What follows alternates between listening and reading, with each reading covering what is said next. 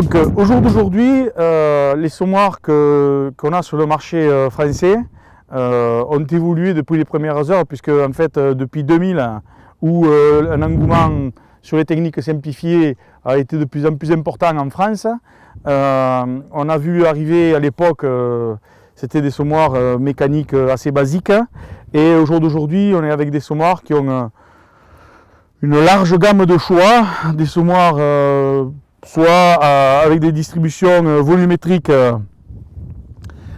comme on peut trouver sur des semoirs conventionnels, c'est-à-dire du volumétrique avec des ergots ou des cannelures comme on connaissait à l'époque sur ce qui se fait de plus simple, et une chute qui est par gravitation et cette distribution mécanique. Donc là, on peut faire varier le débit de 1 kg à 400 kg. Donc ces semoirs sont bien adaptés aux semis de culture, n'exigeant pas une grande précision de distance entre graines et des densités par hectare. Les systèmes de distribution qui existent sont le plus souvent disposés en fond de trémie. Bien sûr, vous avez la caisse, comme on peut voir là, et en fond de trémie, vous allez avoir les systèmes de distribution. Après, on a le volumétrique rang par rang, par des roues ou à ergot ou à cannelure, droite ou hélicoïdale, ça dépend. Le transport de grains jusqu'à l'élément semeur peut être gravitaire ou pneumatique. Après, il y a les semoirs avec des trémies et une distribution centrale qui sont bien souvent, pour la grande majorité du marché, à 80% sur ce qui est, on appelle les types accords. Vous savez ? Dans le type accord, c'est simple, c'est une distribution par cannelure qui envoie les graines dans une colonne d'air. La colonne d'air propulse la graine, arrivé en haut, il y a un socle qui est réparti dans d'autres petits tuyaux et qui envoie vers les éléments semeurs. Voilà. Donc, ce type de distribution accord est associé à une ou des têtes de distribution. Le transport de grains jusqu'à l'élément semeur est toujours pneumatique. C'est-à-dire que vous verrez tout à l'heure, là, il y a des, au niveau du tuyau, il y a une petite, l'air est chassé et en fait la graine tombe toute seule. Les constructeurs proposent parfois plusieurs types de trémies.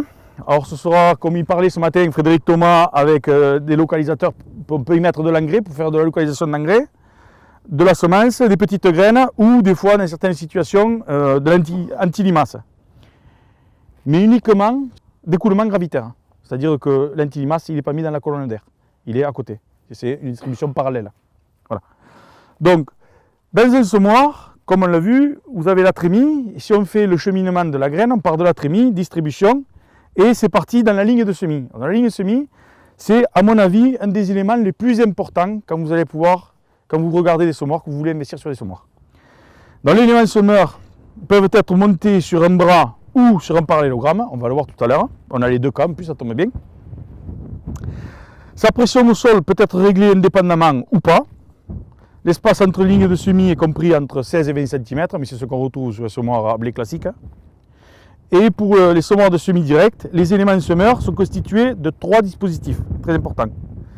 Donc on prend un élément semeur, il y a en 3 parties. La première, en fait, c'est le dispositif de préparation de la ligne de semis, parce qu'il faut faire attention, parce que quand l'élément semeur va arriver, il faut que la ligne soit parfaitement dégagée, pour qu'il puisse positionner la graine du mieux que possible. Et bien sûr, avec essayer d'avoir une profondeur de semis homogène, quoi. On ne peut pas faire une graine à 4 cm, l'autre à 1, l'autre à... Voilà. Donc ça, c'est pas possible. Donc d'un disque lisse, donc, le dispositif de préparation de la ligne de semis, il est souvent soit d'un disque lisse ou crénelé, d'un diamètre de 450 à 475 mm. Avec un angle de 7 degrés, en gros, parce qu'il faut qu'il y ait toujours un petit angle de manière à dégager une ligne plus large, et pas uniquement la largeur du disque. Donc il permet de chasser les débris végétaux et il permet le passage du dispositif de mise en terre qui va positionner la graine.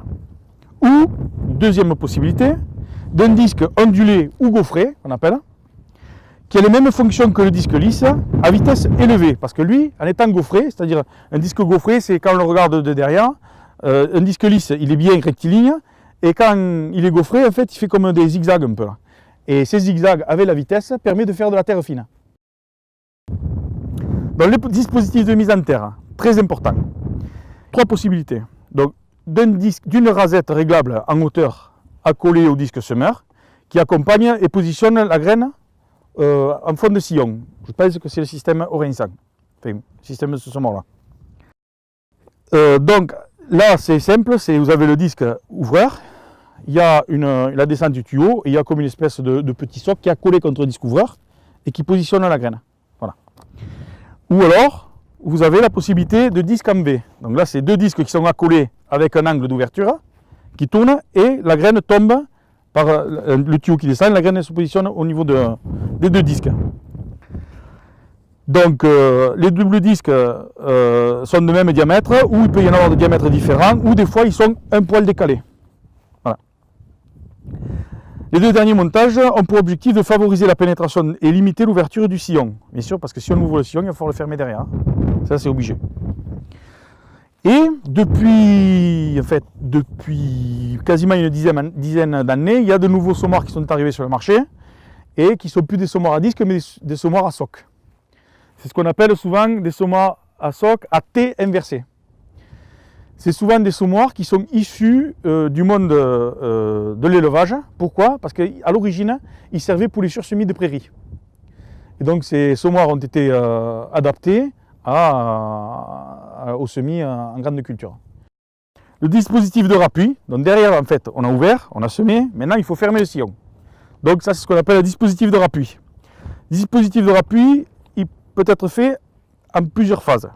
La première, c'est d'une languette plastique, parce que souvent comme il y a un transport qui est pneumatique, on a des fois un effet rebond, la graine a tendance à rebondir dans le sillon, et donc avec la languette on permet de bien coller la graine sur le fond du sillon. Ou des fois, dans certaines situations, et on peut le trouver sur d'autres types de semoirs à disque, il y a une petite roulette qui a la même fonction en fait que la languette. En roulant, crac, elle rappuie un peu la graine et on assure un très bon contact entre la terre et la graine. C'est primordial pour la lever. La fermeture du sillon est assurée par une ou des roues métalliques ou caoutchoutées placées à l'arrière du disque semeur.